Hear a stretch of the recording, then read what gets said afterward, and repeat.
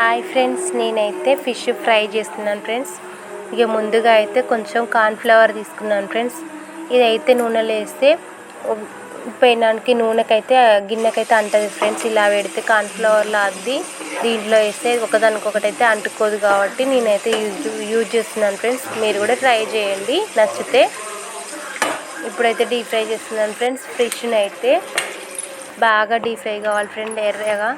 ఇప్పుడైతే మెంతులు జీలకర్ర వేపుకున్నాను ఫ్రెండ్స్ ఫ్రైకి తాలింపుకి.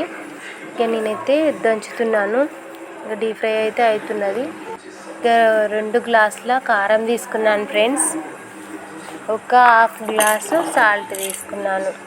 ఫ్రై కదా, కారం కొంచెం ఎక్కువనే పెడుతుంది ఫ్రెండ్స్, ఉప్పు కూడా క్వాంటిటీ బట్టి.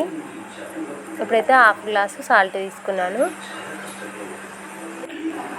ఇప్పుడు ఒక స్పూన్ ధనియాల పౌడరు, ఒక స్పూన్ గరం మసాలా, ముందుగా దంచి పెట్టుకున్న మెంతులు జీలకర్ర పౌడర్ ఫ్రెండ్స్.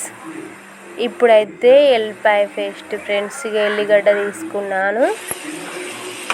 ఫిష్ అయితే డీప్ ఫ్రై అవుతుంది. ఎల్లిగడ్డ పొట్టు అయితే తీసుకున్నాను ఫ్రెండ్స్.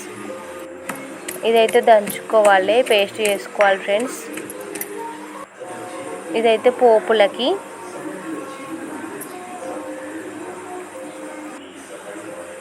ఇది అయితే కలుపుకోవాలి ఫ్రెండ్స్, అంతా కలిసేటట్టు. మెంతిపిండి, జీలకర్ర పిండి, ధనియాల పౌడర్, గరం మసాలా, సాల్ట్.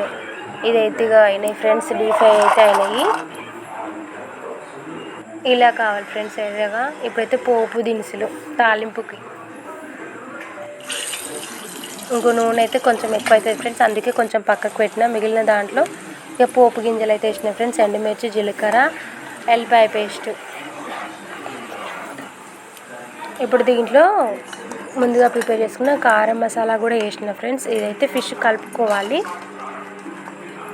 దీనికైతే సరిపోయింది ఫ్రెండ్స్. కారం మసాలా అన్నీ పర్ఫెక్ట్ అయినాయి. మా వీడియోస్ నచ్చితే లైక్ చేయండి, సబ్స్క్రైబ్ చేయండి friends. Fish fry ready friends. ఎలా ఉందో చెప్పండి. Telangana style fish fry. Like చేయండి ఫ్రెండ్స్.